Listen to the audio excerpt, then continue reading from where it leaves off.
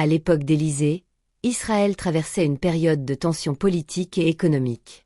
Le pays était divisé entre le royaume du Nord et le royaume du Sud, et le peuple faisait face à des menaces extérieures, à des guerres fréquentes et à une instabilité sociale. La pauvreté touchait de nombreuses familles, et les veuves et orphelins étaient souvent les plus vulnérables. Élisée, disciple et successeur du prophète Élie, vivait dans ce contexte difficile.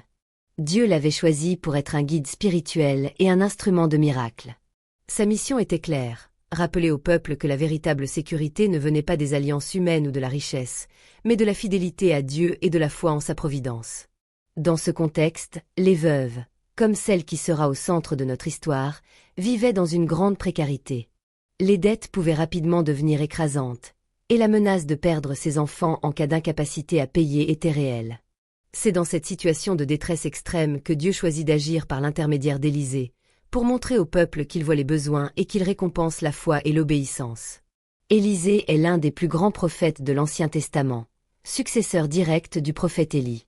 Son histoire commence dans une vie simple. Il était un homme de la campagne, fils de Shaphat, qui travaillait la terre derrière ses bœufs. 1 Roi 19, 19-21. Rien ne le prédestinait, humainement parlant, à une telle mission. Mais Dieu avait posé son regard sur lui. Le jour où Élie le croisa, tout changea. Élie posa son manteau sur lui, un geste symbolique puissant qui représentait l'appel de Dieu et la transmission de l'onction prophétique. Élisée, sans hésitation, abandonna ses champs et son avenir de fermier pour suivre l'homme de Dieu. Ce choix radical démontre son cœur obéissant et sa disponibilité à marcher dans la volonté divine. Contrairement à Élie, qui fut un prophète de confrontation, Élisée fut un prophète de compassion. Sa mission se distingua par une proximité avec les gens simples, les familles, les veuves, les malades, et même les soldats. Son ministère fut marqué par des miracles concrets, qui touchaient directement la vie quotidienne du peuple. Cela montrait que Dieu n'est pas seulement le Seigneur des grandes batailles spirituelles, mais aussi celui qui intervient dans les besoins les plus pratiques. Ce chapitre nous révèle que l'appel de Dieu n'est pas limité à des personnes exceptionnelles, selon les standards humains. Élisée était un homme ordinaire, mais son obéissance et sa foi l'ont conduit à devenir un instrument extraordinaire entre les mains de Dieu. L'histoire qui va suivre, le miracle de la veuve, illustre parfaitement cette dimension. Dieu agit par des personnes disponibles et obéissantes pour manifester sa gloire dans la faiblesse humaine. Au cœur de la détresse et de la pauvreté, une veuve se trouvait au bord du désespoir. Son mari était décédé, elle n'avait plus de ressources pour nourrir ses enfants, et les créanciers menaçaient de tout prendre, y compris ses enfants eux-mêmes. Sa vie semblait sombrer dans l'ombre de l'impuissance et du deuil. C'est dans ce moment critique qu'Élisée intervint. Guidé par Dieu, il se rendit auprès de la veuve pour écouter sa plainte et discerner le plan divin. Contrairement à ce que l'on pourrait imaginer, le prophète ne se contente pas d'un geste symbolique ou d'une parole réconfortante. Il prépare un plan concret pour restaurer la veuve, tout en lui enseignant la foi et l'obéissance. La rencontre fut empreinte d'espoir et de respect. Élisée écouta attentivement, démontrant que Dieu prend en compte nos détresses les plus personnelles. La veuve, malgré sa peur et son incertitude, fut invitée à croire que Dieu avait entendu sa prière et qu'il allait agir par des moyens surprenants. La veuve se trouvait dans une situation critique. Après la mort de son mari, elle hérita non seulement du chagrin, mais aussi des dettes laissées par lui. Les créanciers vinrent pour réclamer ce qui leur était dû, menaçant de prendre ses enfants comme esclaves pour rembourser la somme. L'angoisse et la peur s'installèrent dans son cœur. Comment pourrait-elle protéger sa famille et survivre? Cette dette n'était pas simplement financière, elle représentait l'oppression, la vulnérabilité et la fragilité des veuves à cette époque. Les lois et la société mettaient souvent les plus faibles à la merci des riches et des puissants. La veuve se trouvait donc face à un choix impossible, céder et perdre ses enfants ou trouver une solution miraculeuse. C'est dans ce contexte de désespoir que la providence divine intervient. Élisée, en tant que prophète, offre non seulement une parole de réconfort mais un plan concret. Dieu montre ici que même les problèmes les plus écrasantes peuvent être transformés lorsque nous plaçons notre confiance en lui et suivons ses instructions avec foi. La veuve était écrasée par le poids des événements. Non seulement elle avait perdu son mari, mais elle se retrouvait face à des créanciers menaçants et à la perspective terrible de perdre ses enfants. Son cœur était rempli de peur et de désespoir, car elle ne voyait aucune issue à sa situation. Chaque pas, chaque décision semblait l'éloigner un peu plus de la sécurité et de la paix. Ce désespoir reflète l'expérience de nombreuses personnes à travers l'histoire et aujourd'hui encore. L'injustice, la perte et l'incapacité à subvenir à ses besoins peuvent provoquer un sentiment d'abandon et de vulnérabilité. Mais la Bible nous enseigne que même dans la nuit la plus sombre, Dieu voit et entend ses enfants. La détresse de la veuve était connue de Dieu bien avant qu'elle ne croise le chemin d'Élisée. La peur de la veuve ne diminua pas immédiatement. C'est là qu'intervient l'action divine à travers l'obéissance et la foi. Élisée, prophète de Dieu, va transformer cette peur en confiance et ce désespoir en espérance. Le récit montre que la foi commence souvent dans les moments les plus difficiles, lorsque la seule option est de se tourner vers Dieu. Au moment où tout semblait perdu, la providence divine se manifesta à travers la rencontre entre la veuve et Élisée. Ce n'était pas un hasard. Dieu avait orchestré chaque détail pour que le prophète se trouve au bon endroit, au bon moment, afin de répondre aux besoins de sa servante fidèle. Élisée écouta attentivement la veuve raconter ses épreuves et ses inquiétudes. Cette écoute attentive démontra que Dieu prend soin des plus vulnérables et qu'il se soucie de chaque détail de leur vie. La rencontre ne se limita pas à une simple parole de réconfort. Élisée donna des instructions précises, préparant un miracle qui transformerait totalement la vie de la veuve et de sa famille. La veuve, bien qu'encore anxieuse, sentit un souffle d'espoir. L'obéissance et la foi allaient désormais devenir le moyen par lequel Dieu manifesterait sa puissance. Cette rencontre providentielle rappelle que Dieu utilise ses serviteurs pour intervenir dans nos vies au moment exact où nous en avons le plus besoin. Après avoir écouté la veuve, Élisée lui donna des instructions précises pour agir avec foi et obéissance. Il lui demanda de rassembler tous les vases vides qu'elle pouvait trouver dans sa maison, et de ne pas en utiliser seulement quelques-uns, mais de se montrer diligente et complète dans son action. Ces instructions, simples en apparence, étaient en réalité le canal par lequel Dieu allait accomplir le miracle. La veuve reçut ces directives avec humilité et confiance. Bien qu'elle ne comprenne pas encore comment ces vases vides allaient être remplis, elle choisit de suivre fidèlement les paroles du prophète. Cette obéissance fut le point de départ du miracle. Elle montra que la foi s'exprime par des actions concrètes, même lorsque la solution semble invisible ou impossible. Élisée enseigna ainsi une leçon essentielle. Dieu demande toujours une obéissance sincère et humble. Le miracle ne dépend pas de nos compétences, de nos ressources ou de notre intelligence, mais de notre foi et de notre disponibilité à suivre ses instructions.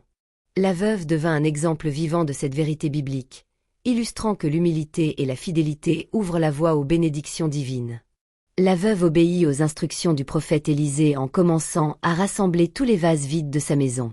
Chaque vase représentait un acte de foi, un geste concret qui témoignait de sa confiance en Dieu, même si elle ne voyait pas encore le miracle se réaliser. Sa maison devint un symbole de préparation et d'attente divine. Cette collecte n'était pas seulement une tâche matérielle, elle était spirituelle. Chaque vase vide symbolisait le cœur ouvert et humble de la veuve, prêt à recevoir l'abondance que Dieu allait lui accorder. Sa foi se manifestait dans l'action. Elle ne douta pas, elle ne choisit pas seulement les vases les plus beaux ou les plus grands, mais tous ceux qu'elle put trouver, montrant ainsi sa totale confiance en l'instruction divine. La leçon pour nous est claire. Dieu agit souvent par des moyens simples et concrets. Nos gestes d'obéissance, même modestes, deviennent les canaux par lesquels sa bénédiction circule. La veuve nous enseigne que la foi n'est pas passive, elle se manifeste par des actes, même petits, mais exécutés avec diligence et confiance en Dieu. Dans le silence de sa maison, la veuve prit son petit flacon d'huile, bien conscient qu'il ne contenait qu'une quantité minime, incapable à elle seule de répondre à ses besoins. Pourtant, avec foi, elle commença à verser dans le premier vase vide. À sa grande surprise, l'huile coulait sans interruption. Le vase se remplit jusqu'au bord, mais le flot continua sans faiblir. Alors elle passa au deuxième vase, puis au troisième, et l'huile s'écoulait toujours, constante, abondante, comme une rivière venant du ciel. Chaque récipient se remplissait devant ses yeux émerveillés.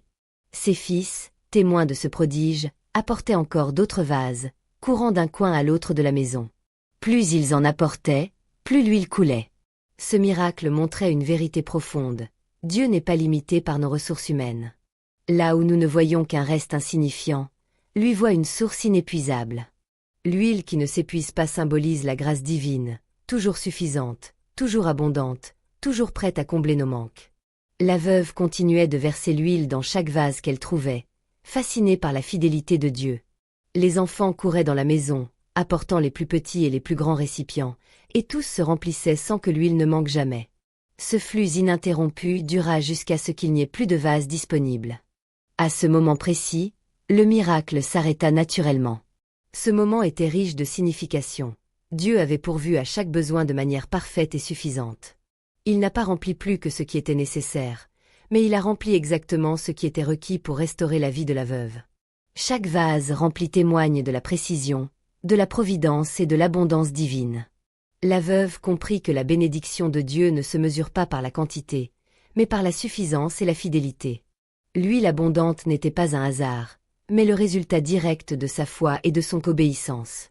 À travers ce miracle, Dieu démontra que quand nous lui faisons confiance, même nos ressources limitées deviennent abondantes au-delà de nos attentes. Lorsque les enfants de la veuve virent les vases remplis les uns après les autres, leurs yeux s'illuminèrent. Ce n'était pas seulement de l'huile qui coulait devant eux, c'était la manifestation vivante de la puissance de Dieu. Ces jeunes cœurs, autrefois effrayés par la menace de devenir esclaves, se retrouvèrent témoins d'un miracle qui marquerait leur foi pour toute leur vie. Pour une famille en détresse, ce miracle ne fut pas seulement une délivrance matérielle, mais aussi une guérison spirituelle et émotionnelle. Là où régnait la peur et la honte, Dieu avait apporté la paix et la dignité. Les enfants apprirent qu'aucune situation, aussi sombre soit-elle, n'est trop compliquée pour l'intervention divine. La veuve, en voyant ses fils participer activement au miracle en apportant les vases, comprit que la foi se transmet non seulement par des paroles, mais aussi par des expériences vécues. Ce souvenir resterait gravé dans leur mémoire. Ils avaient vu de leurs propres yeux la main de Dieu transformer le peu en abondance. Une fois tous les vases remplis, la veuve put vendre l'huile en excédent. Cette action concrète transforma sa vie. Les revenus générés furent suffisants pour rembourser ses dettes, assurant ainsi que ses enfants ne seraient pas pris par les créanciers. Ce miracle ne se limitait donc pas à une provision matérielle immédiate, mais englobait également la sécurité et la restauration de la famille. La vente de l'huile montra la sagesse divine. Dieu ne se contente pas de pourvoir à nos besoins immédiats, il crée des solutions durables. La veuve, par son obéissance et sa foi, devint non seulement libre de dettes, mais également capable de subvenir à sa famille de manière stable et prospère. Ce fut une preuve éclatante que Dieu pourvoit de façon complète à ceux qui lui font confiance. Ce moment permit aussi à la communauté de Bethléem de voir la manifestation tangible de la puissance de Dieu à travers un simple acte de foi. La veuve et ses enfants devinrent un exemple vivant que Dieu honore ceux qui se confient en lui, même dans des situations impossibles. Le miracle de l'huile ne resta pas caché longtemps. Les voisins et les habitants de Bethléem furent rapidement témoins de l'abondance qui se manifestait dans la maison de la veuve. D'abord intrigués, certains vinrent voir de près et furent émerveillés par l'exactitude et la suffisance du miracle. La communauté prit conscience que Dieu intervenait activement pour ses serviteurs fidèles. Le témoignage de la veuve devint un puissant exemple de la providence divine. Les voisins virent que même dans la plus grande détresse, Dieu pouvait transformer une situation désespérée en bénédiction tangible. Beaucoup furent inspirés à placer leur confiance en Dieu, réalisant que sa fidélité ne connaît pas de limite. Pour la veuve, cette reconnaissance publique ne fut pas un motif d'orgueil, mais une occasion de témoigner de la grandeur de Dieu. Elle partagea son expérience avec humilité, soulignant que la gloire revenait à Dieu et non à elle. Son témoignage renforça la foi de nombreux habitants et montra que Dieu utilise les miracles pour inspirer et édifier toute une communauté. Après avoir vu l'huile remplir tous les vases et avoir vendu l'excédent pour rembourser ses dettes, la veuve éprouva une foi renouvelée. Ce n'était plus une foi abstraite ou incertaine, mais une confiance vivante, forgée par l'expérience directe de la puissance et de la fidélité de Dieu. Elle comprit que ses actions obéissantes, même modestes, pouvaient devenir des instruments de miracle. Cette expérience changea profondément sa vision de Dieu. Elle réalisa que sa providence n'était pas seulement théorique, mais concrète, capable de répondre aux besoins les plus urgents et de restaurer une vie entière. La veuve comprit aussi que Dieu observe et récompense la fidélité dans les moments de vulnérabilité et de besoin. Ses enfants, témoins du miracle, furent également marqués dans leur foi. La maison autrefois emplie de peur et de désespoir devint un lieu de louange et de gratitude. Chaque geste d'obéissance, chaque pas de foi avait été reconnu et béni par Dieu. Cette transformation intérieure fut aussi durable que les effets matériels du miracle. Après le miracle, la veuve ressentit une profonde gratitude. Son cœur, autrefois rempli de peur et d'inquiétude, débordait maintenant de reconnaissance. Elle savait que tout ce qu'elle avait reçu provenait directement de Dieu, et que c'était par l'intermédiaire d'Élisée que cette bénédiction s'était manifestée.